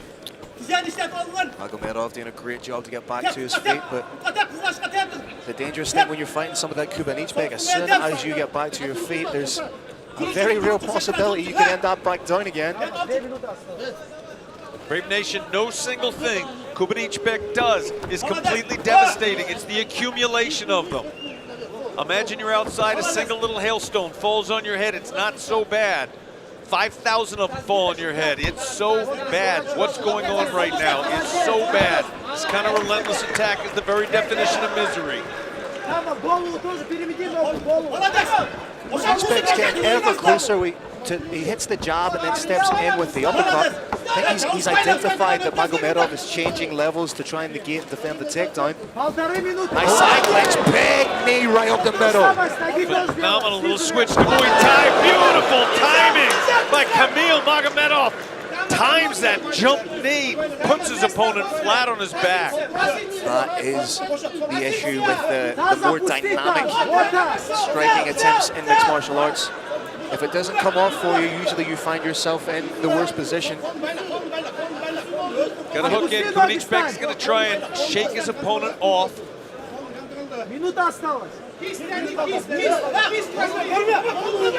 Slowly trying to work for the rear naked choke. He's gone palm to palm on it. He's underneath the chin, I think, Kurt. He might go out. This is deep. There is danger. There is danger. Kubanychbek is hanging in, but for how long? He might go out here, Kurt. This squeeze is absolutely brutal. Kubanychbek, he's surviving. Oxygen, who needs it? Wow.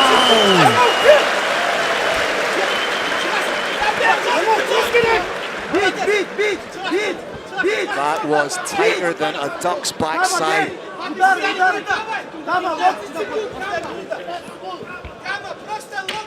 Full mount position.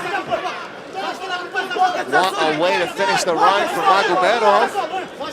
Oh, big elbows. What a wild round, Brave Nation. Fights like that can be a little bit hard to score, but I'm going to call that one. 10-9 for Magomedov. Came very, very close with that choke and then finished it with a nasty elbow. See, there's the uppercut that Kubanychbek was trying to land, and Kubanychbek has been in an incredibly deep choke. How could that potentially affect him moving forward? Is he going to be more depleted because that choke looked so deep? I thought he was going to go out.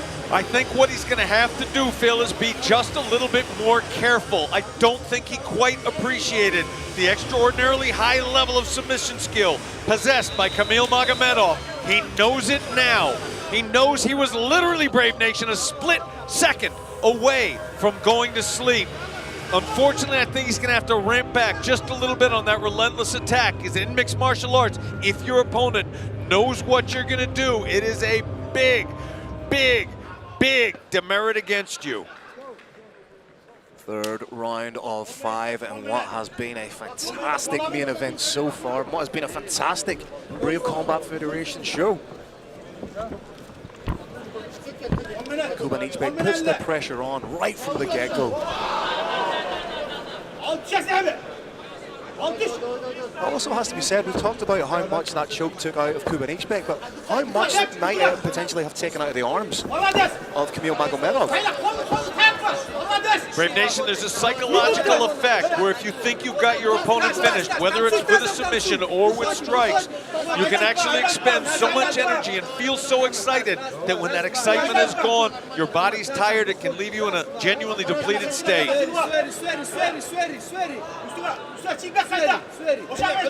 Reverse half-guard Going to be a position scramble here. Magomedov thinking about a knee bar. Not just thinking about it. Oh, that is in place. The hips are too high they're off too low, too high, excuse me. They're just so close. Maybe a transition to a heel hook. Oh, that's getting tighter. The angle's not quite right again. Off by a couple of centimeters. Oh, Kubanychbek is one of the toughest men in mixed martial arts. A lesser leg would break right there. Scramble coming, who's going to end up on top? Magomedov, triangle attempt. Magomedov did a great job to defend it. That's twice he's been close with submissions. Another big takedown from Kubanychbek. Really good fight so far. Less than halfway through this round, Brave Nation. Kubanychbek landing some big shots. Trying to open up some little pockets of space to advance his position. Has one hook in.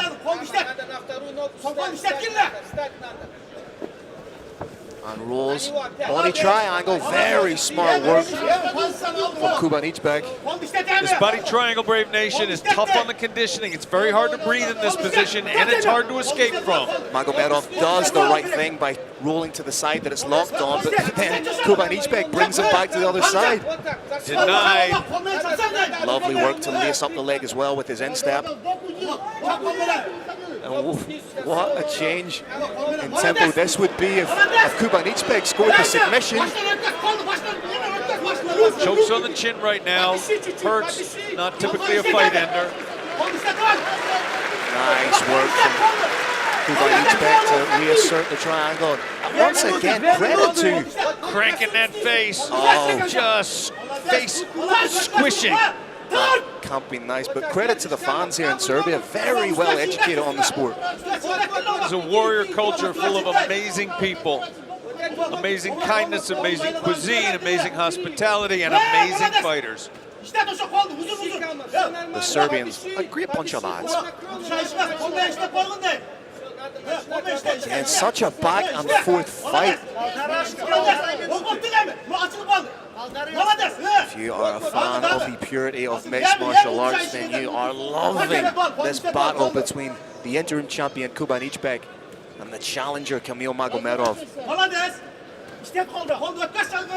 Phil, I believe psychologically, Kubanychbek wants to try and sink the same submission. He wants to try and get that rear naked choke just to prove to his opponent anything you can do, I can do better.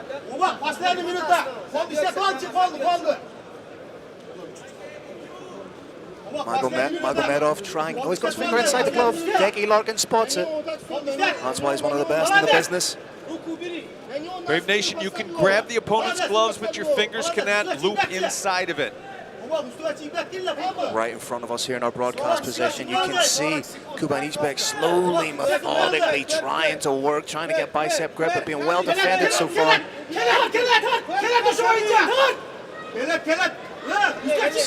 He's never quite underneath the chin, more on the chin.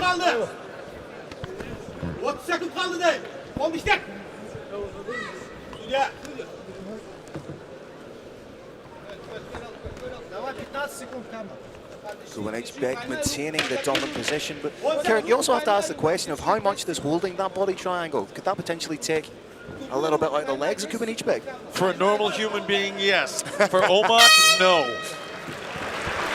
Phil, I like Kubanychbek 10-9 in that round. You agree or you want to argue? I'd be inclined to agree with you. I wouldn't argue with you because you've probably forgotten more about mixed martial arts than I could ever hope to know. They've been close rounds each time. Round one, round two, I put a question mark. There's the first time. Even though it was extremely close, I did not put a question mark down. There was that was a close knee bar attempt.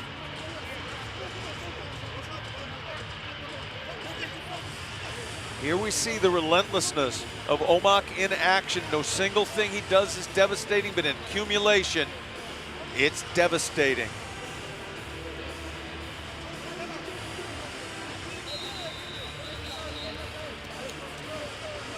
Phil Magomedov looking just a little bit more fatigued in that corner than his opponent. I think being in that back body triangle for a good part of the round left him feeling a little bit depleted.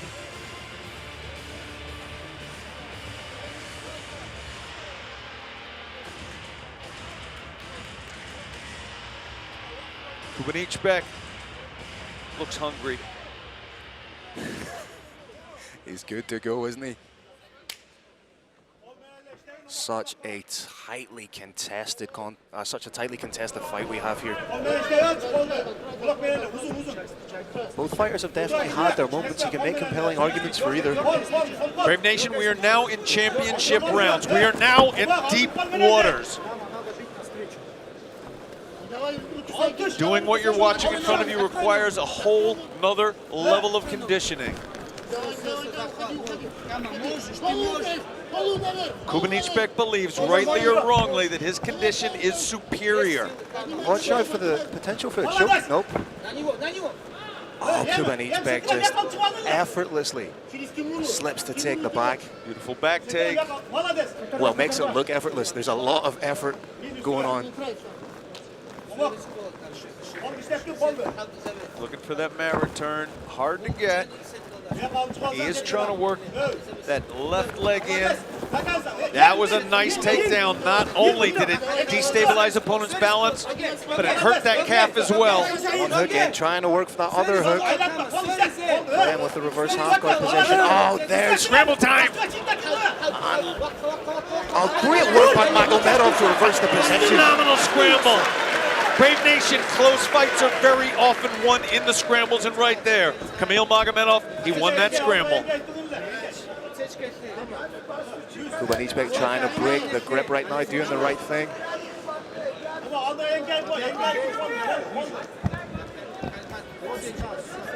Magomedov doing a good job of attacking the legs when he's there. It may look like little shots, but the accumulation of those on the potentially tired legs of Kubanychbek. Again, reversal of positions here. As we referenced earlier, Brave Nation, fighters fighting up against a fence like this is the purest test of strength. And we're seeing here who the stronger fighter is.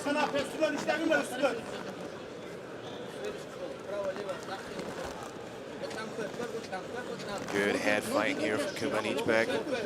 Trying to drop the level, may switch to a low angle. Oh, beautiful! Little scramble there, could have been a submission attempt, could be another one. Potential for a nice little up kick there from Magomedov. I believe the knees were up just slightly as they are now. May try and roll for a leg here. Trying to set up the triangle, Kyrgyz. Triangle potential here. Head has to be well controlled first or it'll be passed readily. Smart pass from Kubanychbek.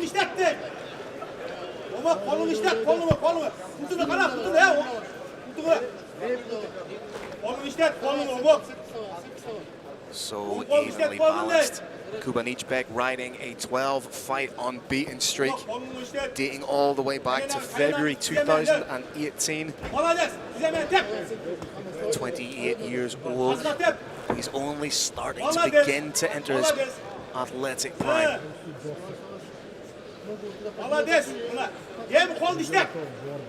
Kubanychbek now working inside the closed guard of Magomedov. 90 seconds. Kubanychbek's pace has slowed just slightly here.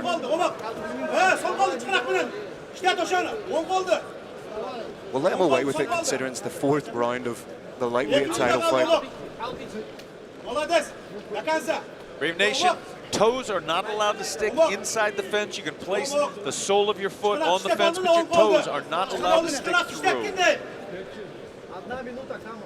Kubanychbek right now just smothering the work of Magomedov. One of the keys to this ground and pound, Brave Nation, is head positioning. Omaka's keeping his head above his opponent's head. That's stopping a whole lot of techniques coming from bottom.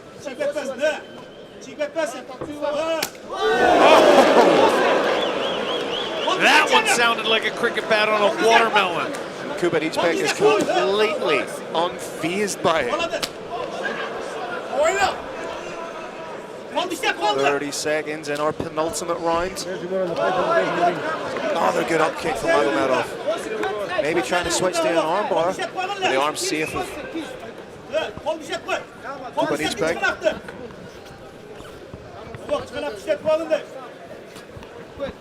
Ground and pound being landed here again. Being definitive in the end of the round, Kubanychbek. Magomedov has done a tremendous job of keeping himself relatively safe. Has not taken any big shots. But that approach to mixed martial arts requires your opponent to make a mistake that you take advantage of definitively. That has not happened. Let's, Phil, have a look at this replay that we're seeing courtesy of MTS. Kamil Magomedov did a great job to reverse the position, but again, it's such a beautifully technical fight, Kirk. You see just how talented both men are, how high their MMA IQ is. Right now, Kubanychbek is potentially just edging it. That said, the flow of play here was such that he cannot assume he's well ahead. He's got to go out there and fight this round as if winning this round will win the fight for him, because that could be the case. And he's got to dance with a Gallopbrungdum. He can't switch his game up. He's had very good luck the last 2 rounds with his usual relentless pace. He's got to keep it up, but he's got to be careful. If he makes a mistake for a split second, he can get tapped out. He can even get knocked out. Potentially, and I'm saying this with my commentary head on, as I'm not judging the fight professionally here tonight, but Kamil Magomedov may need a finish if he wants to win this fight. It would be wise for his corner to assume that and tell him to go for it. He's got the skills to do it, Phil. He's got an amazing background in Taekwondo, can throw kicks out of nowhere. His strikes are great, wrestling's great, and of course his submissions are supreme. This is what he does not want Kubanychbek to do. Good separation from Magomedov. Beautiful reversal. There may be a little, been an eye poke. I think he might have slipped on some moisture. Not quite sure what the protestation was there from Kamil Magomedov. Was not clear from our table. That Larkin told him to fight on, and they are fighting on.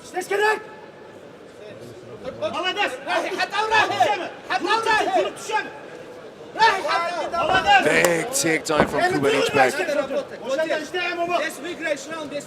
You'd said, Phil, being pushed up against a cage is not where he wants to be. Being pushed up against a cage when he's in bottom guard is even more so. Not where he wants to be. Wants to be looking for a stand-up here. Credit to Magomedov. He's trying to make something happen, to create the angle for himself. They try and work the armbar here. I was getting close to an armbar. But again, Kubanychbek just does not give his opponents any kind of space with which to work. Suffocating, draining game plan. Head on triangle position, but too close to the cage.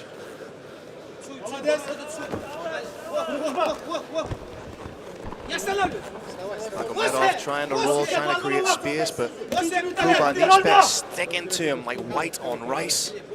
Nice little hammer fist from bottom by Kamil Magomedov. As I said, he's keeping himself relatively safe, using brilliant jiu-jitsu, throwing a lot of shots from bottom, having luck with some of them.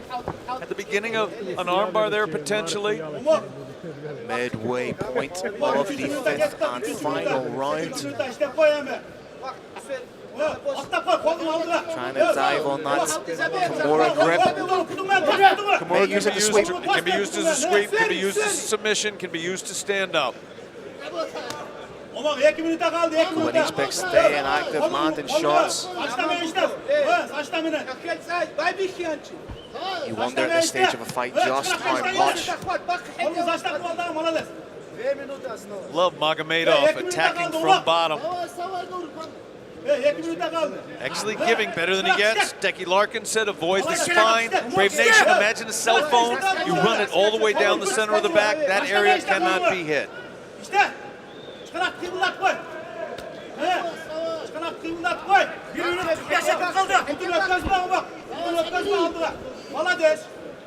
Kamil Magomedov wants to take that arm off, take it home with him. He's not successful thus far. Has had some great work with that up kick. It really is do or die now for Kamil Magomedov. Needs to do something definitive, and by definitive I mean fight ending. He had his moments, but realistically for me, Kyrgyz, the turning point in the fight was the rear naked choke attempt from Kamil Magomedov. As you say, sometimes psychologically when you feel you're that close to your finish, it's hard to refocus and get yourself back into that mind frame. It happens with striking when you're ground and pounding a fighter and you think you finished him and you don't. Very, very tough to bounce back from psychologically. It's even more true when you get a submission, even more true when that submission appeared to me to be completely sunk.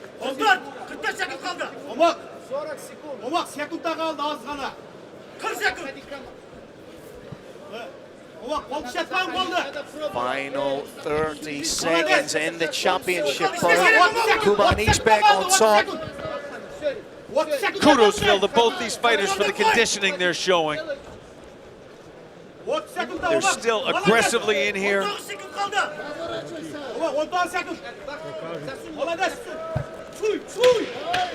10 seconds now, Brave Nation. Has Abdisalam Uulu Kubanychbek broken the lightweight curse? There's only one way to find out. Kyrgyz, sum up that incredible fight between two absolute warriors. In one word, Phil, wow. Those two warriors wowed me. We're now getting a replay courtesy of MTS. Once those hands, Brave Nation, are gripped together at the top of the hamstrings, takedown is almost sure to follow. And when you've got Kubanychbek on top of you, a ground and pound is sure to follow. But Kamil Magomedov throwing, I think he was throwing nastier knees from bottom than the punches he was receiving from top. And reviewed, Carlos Kramer is going to enter the Brave Combat Federation cage and let us all know who is the Brave Combat Federation undisputed lightweight champion of the world.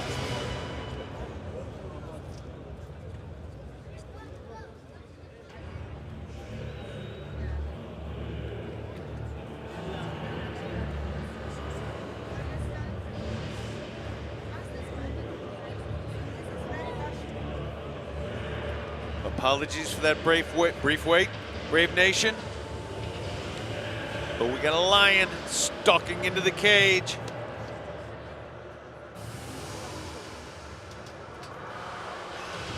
Carlos Kramer. Make it official for us.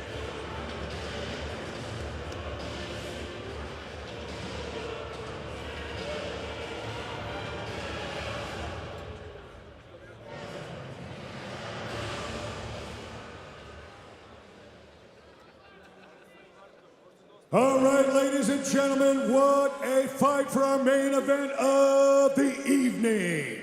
After 5 rounds, we go to the judges' scorecards. Your first judge scores about 49-46. Your next judge scores about 49-46. And your third judge scores about 48-47. For your winner by unanimous decision, and still the undisputed Brave Combat Federation lightweight champion of the world, Abdisalam